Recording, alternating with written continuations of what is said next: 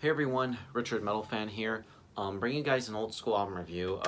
Putting off the Iron Maiden discography review today, but I decided to review this album since last month was the 20th anniversary of this album, and I didn't even know about it until I think a friend of mine mentioned this album. And it's from one of my all-time favorite bands. And as you can see by the title, today we're going to be looking into Burning Bridges by Arch Enemy. This was the band's third album released in May of 1999.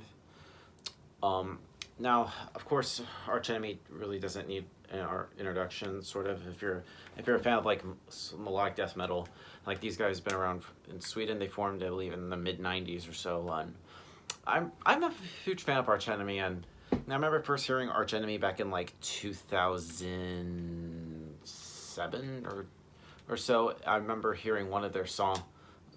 I think it was something off of their album Doomsday Machine. I think it was Nemesis, and I remember hearing it, and I didn't even know what was that.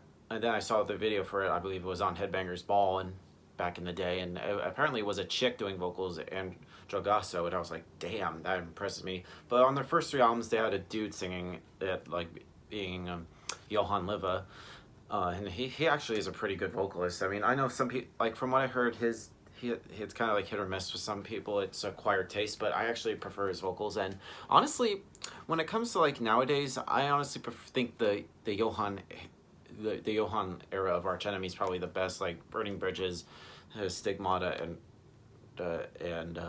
fuck, I forget. Oh, Black Earth. Those three albums I feel like are just god tier melodic death metal, and I actually prefer this over even. Yes, I even prefer it even over like the stuff with Angela and Alyssa. So any Angela or Alyssa fans are gonna comment on shit, just come at me. But yeah, I just think it's great. It's like the musicianship is great. It's from the Amott Bros. I believe they were on this. I forget who was. And then of course the bass playing is pretty audible from Charlie, and the drumming from of course Daniel Erlandsson is just superb. So yeah, without further ado, let's dive into this album track by track. Now, opening up is the song "The Immortal," which in my opinion is quite easily the best song on here. And the song starts with just an all-out assault with each of the instruments. An aggressive guitar riff is played with even more aggressive drumming, and the chorus has some infectious licks in it as well. And then next song on the album is called "Dead Inside," which is pretty much the most atypical Arch Enemy song here, especially at this particular point in their career. Signposts their style perfectly, and is certainly one of the band's finer numbers on here.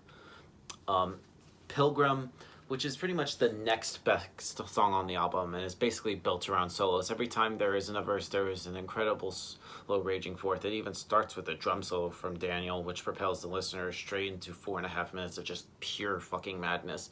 And the chorus is probably the catchiest song on the record, and it features a solo as Johan screams, adding sort of like to the amazement of it. And then we go into Silverwing, which is proved by the multiple solos, at least three on this track, which is kind of nuts. But hey, if you like solos, look no further. And then leaving Silverwing is the next song, Demonic Science, which presents sort of like a meaner attitude, if you will.